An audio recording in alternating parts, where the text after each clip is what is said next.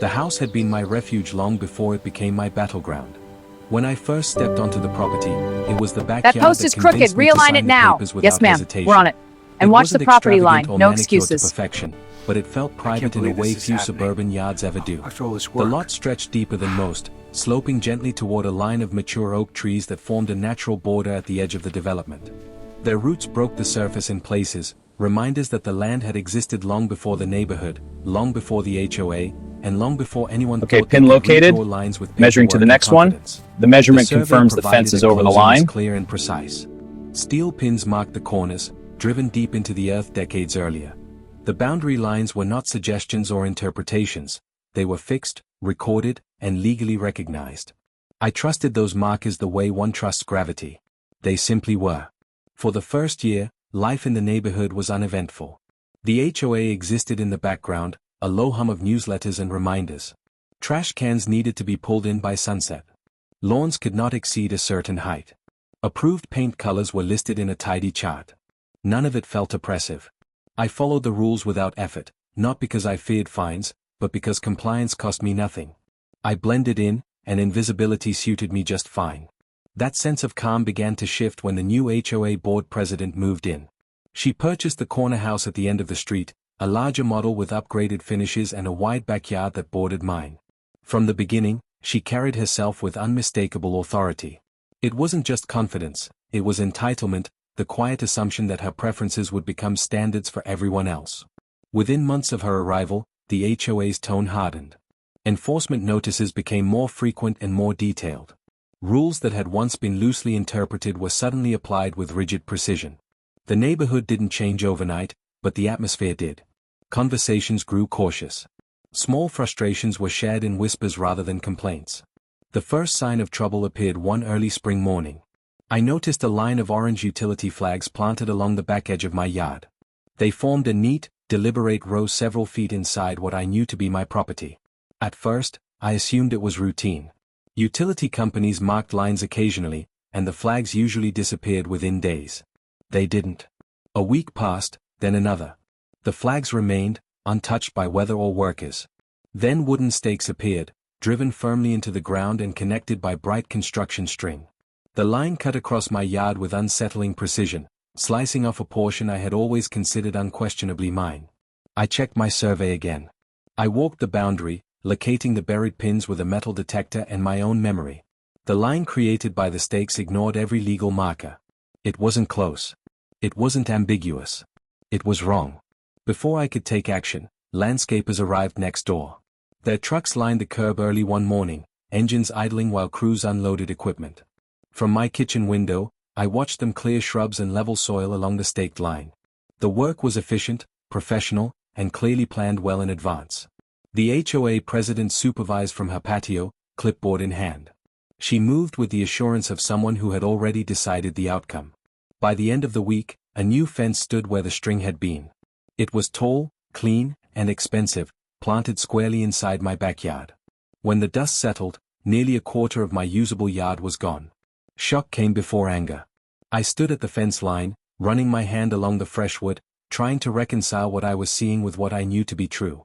This wasn't a misunderstanding. This wasn't a mistake made by a careless contractor. The placement was too deliberate, the approval too smooth. I gathered my documents and contacted the HOA, expecting resistance but also expecting reason.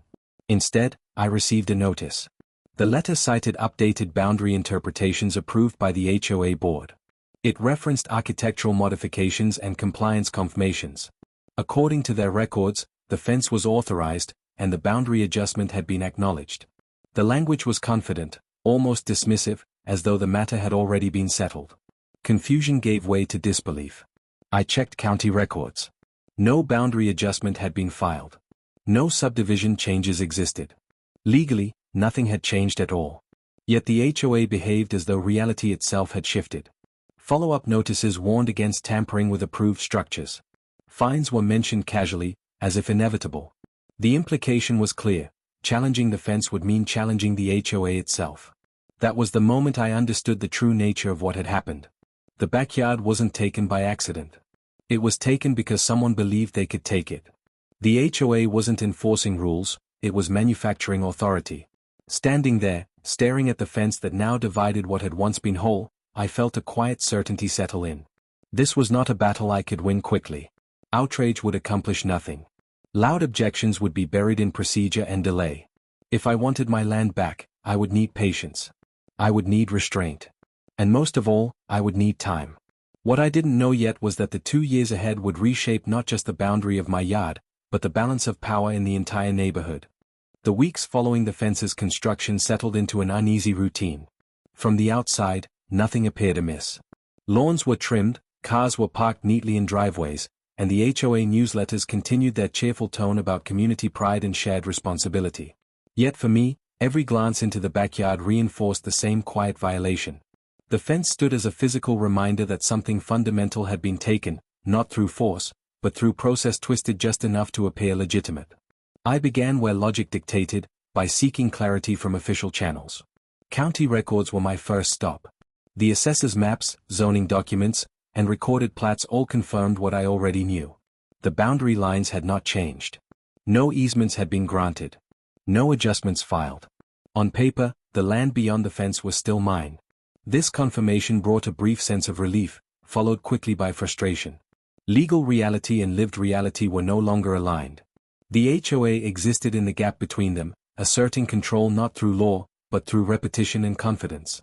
Their notices arrived with polished language and careful formatting, designed to discourage scrutiny. Each one carried the same underlying message: the matter had already been decided.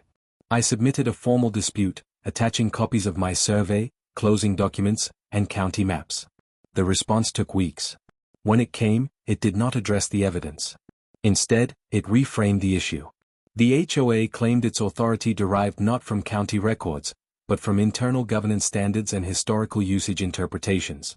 The words were deliberately vague, broad enough to sound official while committing to nothing specific. It was then that I began to understand the nature of the struggle. This was not a disagreement over facts. It was a conflict over jurisdiction. The HOA was asserting a version of authority that existed only as long as no one challenged it effectively.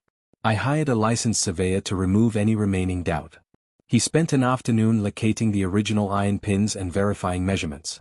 His report was comprehensive and precise, leaving no room for ambiguity. The fence encroached well beyond the legal boundary. The conclusion was definitive. When I submitted the report, I expected resistance. What I received instead was dismissal. The HOA rejected the findings as non-binding for association governance. The phrase was revealing. It acknowledged the truth of the survey while denying its relevance. In their view, reality was subordinate to internal consensus. At the same time, enforcement actions against my property increased. Notices cited minor issues that had never been mentioned before. Grass length exceeded guidelines by fractions of an inch. Outdoor items were reclassified as prohibited storage.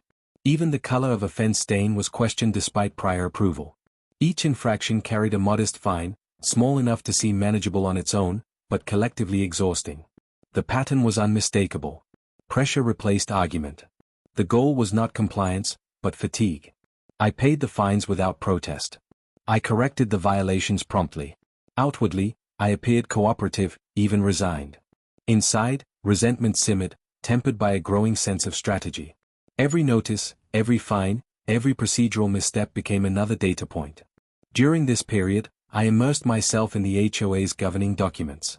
I read the bylaws line by line, highlighting sections that outlined enforcement authority, due process, and board responsibilities. I reviewed meeting minutes from years past, noting inconsistencies in how rules were applied. Patterns emerged quickly. Enforcement decisions were often made without proper votes. Architectural approvals lacked documented quorum. Fines were issued before hearings that were supposed to precede them. The deeper I looked, the clearer the picture became. The HOA's power was expansive in appearance but fragile in structure. It relied on homeowners not understanding the rules well enough to question them. It relied on silence. At HOA meetings, I said nothing. I listened. I watched how objections were deflected, how questions were answered with procedural jargon. The board president dominated discussions, steering outcomes without formal motions. Other members followed, either unwilling or unable to push back. Beyond the meetings, I paid attention to conversations in passing. Neighbors expressed frustration quietly. Complaints about selective enforcement and unexplained fees surfaced in private exchanges. There was dissatisfaction, but also fear. The HOA had conditioned the neighborhood to believe resistance carried consequences. I began documenting everything meticulously. Photographs of the fence from multiple angles. Time-stamped images of the survey pins. Copies of every notice, email, and assessment. I organized the material chronologically, building a record that told a coherent story of escalation and abuse of authority. As months passed, my initial anger transformed into resolve. The struggle was no longer just about the backyard. It was about proving that authority without legitimacy could not sustain itself indefinitely. By the end of the first year, the fence felt less like a barrier and more like a countdown. Every shortcut the HOA took, every rule it bent or ignored, brought it closer to collapse. I did not confront them. I did not threaten legal action. I waited. Because patience, I had learned, was the one thing their system was not designed to withstand. The second year did not begin with confrontation or escalation. It began with silence. By then, the fence had become part of the landscape, an accepted feature to anyone who did not know better. Grass grew evenly along its base. Furniture appeared on the far side, arranged as if the land had always belonged there. From a distance, it looked natural. From up close, it felt like a quiet rewriting of memory. At first, the emotional weight was constant and raw. Every time I stepped outside, I was reminded of what had been taken. The yard no longer opened the way it once had. The sense of space, of privacy, had narrowed. I stopped spending time back there altogether, not because I didn't care, but because caring too openly made patience harder to maintain. What replaced anger was something slower and heavier. A kind of watchfulness. I learned to live with the injustice without letting it consume me. The fence became a marker not of loss, but of purpose. As long as it stood, I knew exactly what I was working toward. I continued attending HOA meetings, though my role had subtly changed. I was no longer there hoping for resolution. I was there to observe behavior. I noted how the board president framed decisions as inevitable rather than debatable. I noted how other members deferred, how motions were implied rather than formally stated. These details mattered. Authority, I was learning, was often sustained through performance rather than substance. Outside the meetings, I began to notice the emotional landscape of the neighborhood more clearly. Complaints surfaced in quiet moments, over mailboxes, during short walks, at the edge of driveways. People spoke cautiously, lowering their voices even when no one else was around. The HOA had become less of a governing body and more of a presence, something to be worked around rather than engaged with. I did not speak about my backyard directly. Instead, I listened. I let others talk about their frustrations. Parking warnings issued unevenly. Fines that appeared without explanation. Rule interpretations that shifted depending on who was involved. Patterns emerged not just in policy, but in emotion. The same feeling surfaced again and again, helplessness. That helplessness became the bridge between my struggle and theirs. I realized then that my situation was not unique. It was simply more visible. The fence was obvious, undeniable. Other homeowners carried quieter losses: money, time, peace of mind. Each one had learned, as I had, that pushing back openly came at a cost. Emotionally, this was the most difficult period. Waiting required restraint not just in action, but in feeling. There were days when the urge to confront everything head-on felt overwhelming. Days when patience felt indistinguishable from surrender. On those days, I returned to my documentation. I reminded myself that preparation was not inaction. It was groundwork. I organized my records again and again, refining them until the story they told was impossible to misunderstand. The timeline was clear. The escalation unmistakable. The abuse of authority systematic rather than accidental. Seeing it laid out so plainly gave me distance from the emotional noise. Gradually, something else changed. The fence stopped feeling permanent. The HOA president's authority stopped feeling absolute. The more I understood the mechanisms behind her control, the less intimidating it seemed. Power, I learned, loses its emotional grip once it is understood. As the months passed, my interactions with neighbors became subtly different. I was no longer just listening, I was connecting. Not through promises or plans, but through shared experience. A nod of recognition. A brief acknowledgement that what they were feeling made sense. Trust grew slowly. No one wanted to be the first to challenge the HOA openly. But people began to test the idea quietly, asking questions about rules, about process, about rights. I answered carefully, never pushing, never leading. I knew that whatever came next had to feel organic. Internally, I crossed a quiet threshold.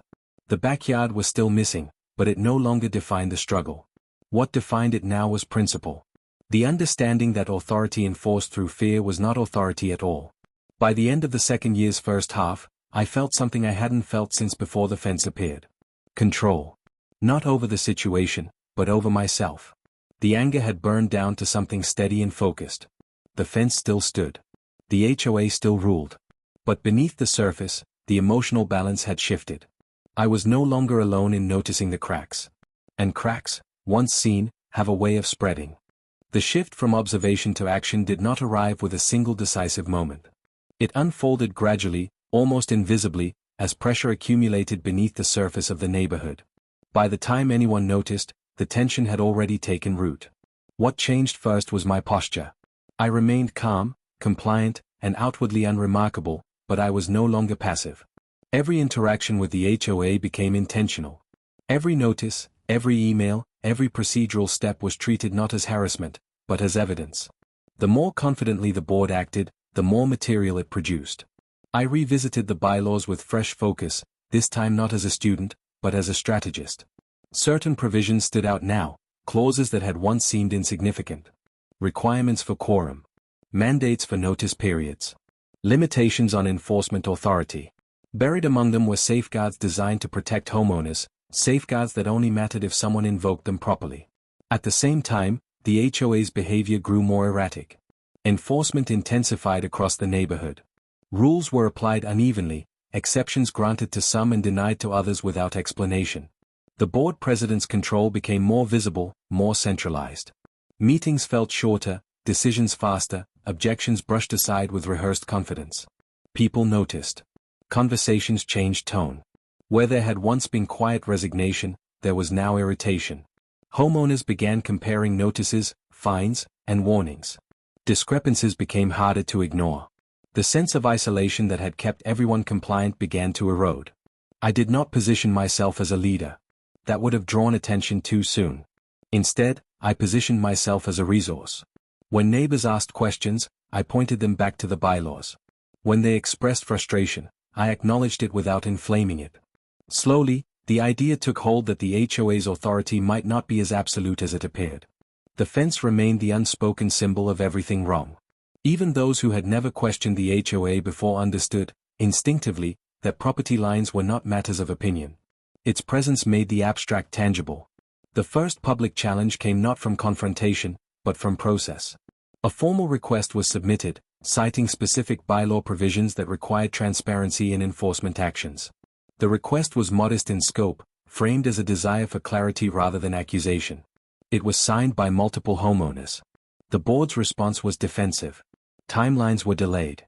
Language grew more rigid. The president framed the request as disruptive, unnecessary, and rooted in misunderstanding.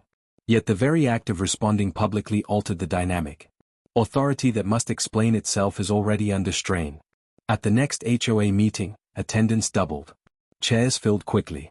People who had never spoken before sat forward, listening closely. The board maintained its composure, but the atmosphere had shifted. Decisions that once passed without scrutiny were now met with silence heavy enough to demand justification. I remained quiet, letting the tension build organically. The challenge was no longer mine alone. It belonged to the room. Behind the scenes, preparation continued. Documentation was refined. Timelines tightened. Every deviation from procedure was logged and cross-referenced. What had begun as a personal grievance had become a pattern too large to dismiss. The board president attempted to reassert control through confidence and speed. Motions were pushed through quickly. Discussions were limited. Yet each shortcut only deepened the impression that something was being hidden. The neighborhood was no longer watching passively. It was paying attention. The fence, once a quiet act of theft, had become a public question.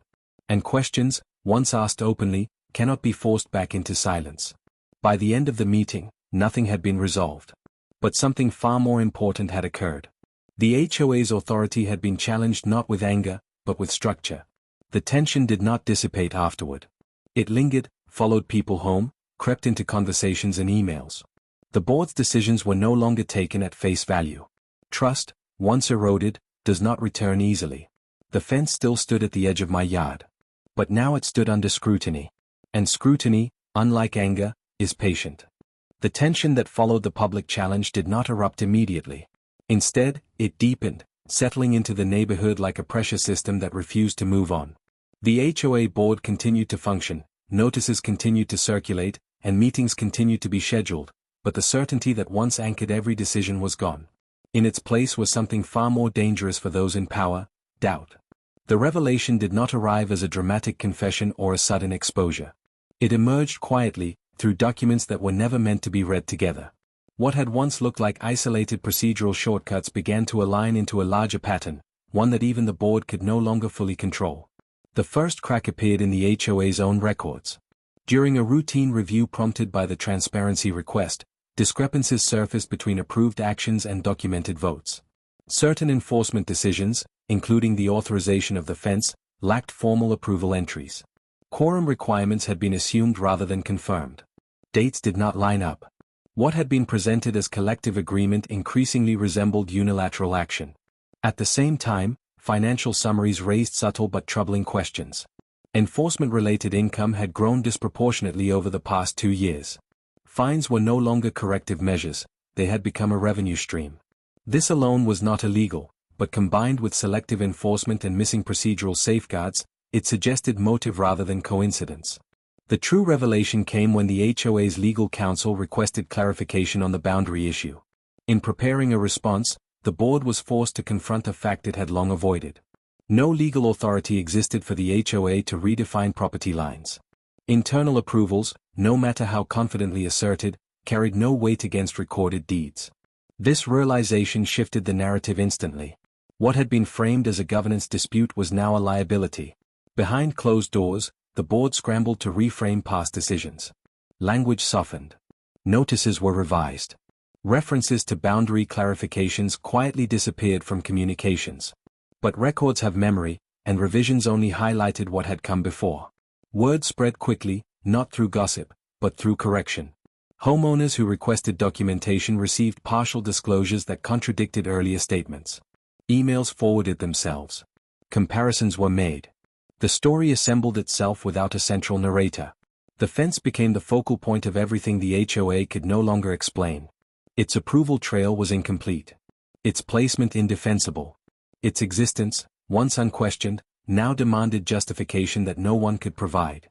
The board president attempted to regain control by narrowing discussion, but this only reinforced the sense that something had gone wrong. Authority asserted too late feels indistinguishable from panic. Externally, pressure mounted. Insurance providers began asking questions about liability exposure. Advisors raised concerns about precedent. The HOA's confidence, once its greatest weapon, had become its weakness. For the first time since the fence was built, the board acknowledged the possibility of error. Not publicly, and not completely, but enough to alter its stance. The shift was subtle, visible only to those paying attention. Enforcement slowed. New notices stopped arriving. Silence replaced certainty. The revelation did not vindicate me personally in a dramatic sense. There was no apology, no admission of wrongdoing. What it did instead was far more consequential. It stripped the HOA of its illusion of infallibility. Neighbors responded not with outrage, but with awareness. Once the myth of unquestioned authority was broken, every past decision became subject to re-evaluation. Trust evaporated.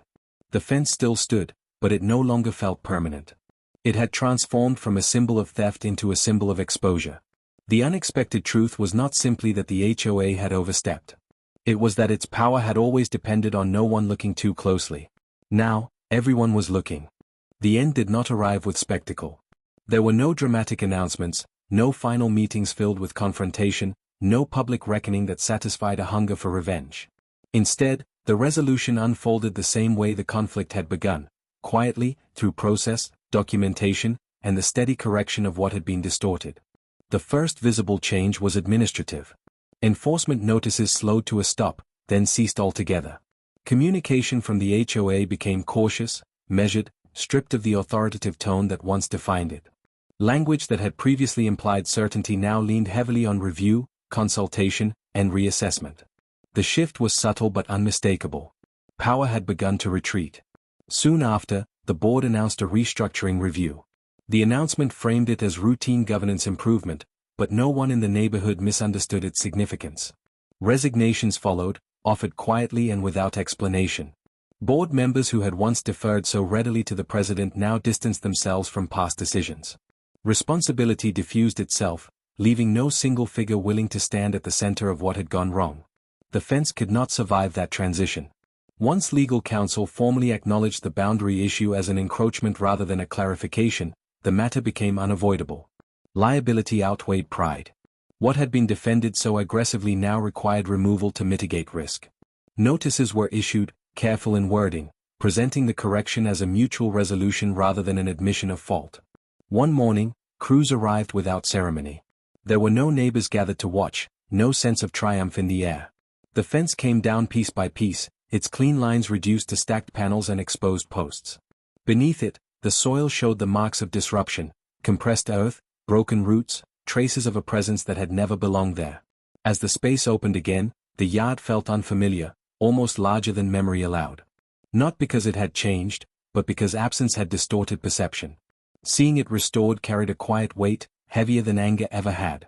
The HOA issued refunds for improperly levied fines. Records were amended. Internal procedures were revised and redistributed to homeowners with an emphasis on transparency and due process. New leadership took over, cautious and visibly aware of the scrutiny now attached to every decision. What mattered most, though, was not the administrative cleanup. It was the shift in the neighborhood's understanding of authority. People asked questions openly now.